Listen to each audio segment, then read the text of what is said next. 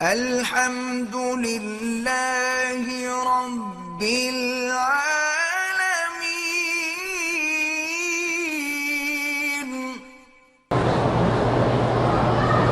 اگر میرے خرچ میں تنگی رہتی ہے، شوہر مجھے خرچہ دیتے ہیں لیکن میری ضروریات پوری نہیں ہوتی، پہلے مجھے بیٹی یہ سمجھائے کہ تمہاری ضروریات کیا ہیں۔ گھر تمہیں شوہر نے دیا ہے، نان نفقہ شوہر کے ذمہ ہے، کھانا پینا سبزہ سب کھانا اس کے ذمہ ہے۔ تمہاری ضروریات کون سی پوری نہیں ہوتی؟ بیوٹی پارلر جانے کی فیس نہیں ہوتی،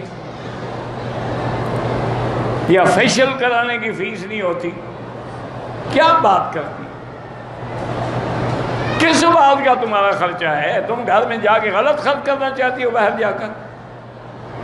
ویسے اگر تم اپنے زیور کسی اسلامی بینک میں رکھ لو اور وہ تمہیں نفع دیں، وہ تو جائز ہے، لیکن وجہ مجھے بتائیں، وجہ کیا ہے؟ جب نان نفقہ خاوند کے ذمہ ہے، مکان خاوند کے ذمہ ہے، کرایہ بجلی ہر بل سب خاوند کے ذمہ ہے، تمہاری ضروریات کون سی ہیں جو پوری نہیں ہو رہی؟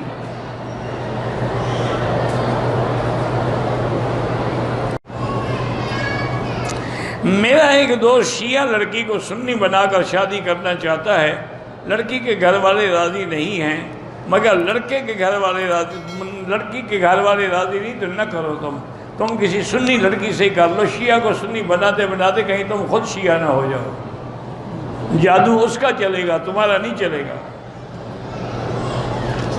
میرا ایک بڑے دوست تھے، اب تو فوت ہو گئے، ویسے بھی آج مجھے وہ پتہ لگا ہے، میرے دوست ہیں نواز خان کھچی، ان کے بہنوئی فوت ہو گئے، اللہ مغفرت فرمائے۔ بہرحال وہ میرے ایک دوست تھے، انہوں نے اتفاق سے بیچارے کے کوئی گناہ لکھے ہوئے تھے، کسی شیعہ عورت سے شادی کر، حالانکہ پکا سنی گھرانہ۔ نتیجہ یہ نکلا کہ آگے اولادیں اور لڑکیاں شیعہ ہو گئی، اس ایک عورت نے فتنہ کر دیا۔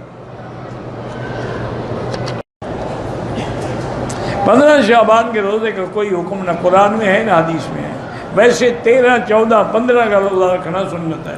تم 13 کو شروع کر دو، 13، 14، 15 رکھ لو، 15 بھی آ جائے گی۔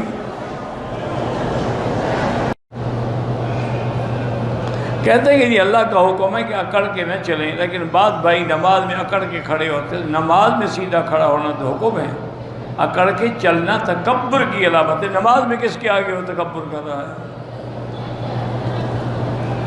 تم جو آدمی کھڑا ہوتا ہے اس کو پیمائش کرتے رہتے ہو کہ اکڑا ہوا ہے یا اکڑا ہوا نہیں ہے۔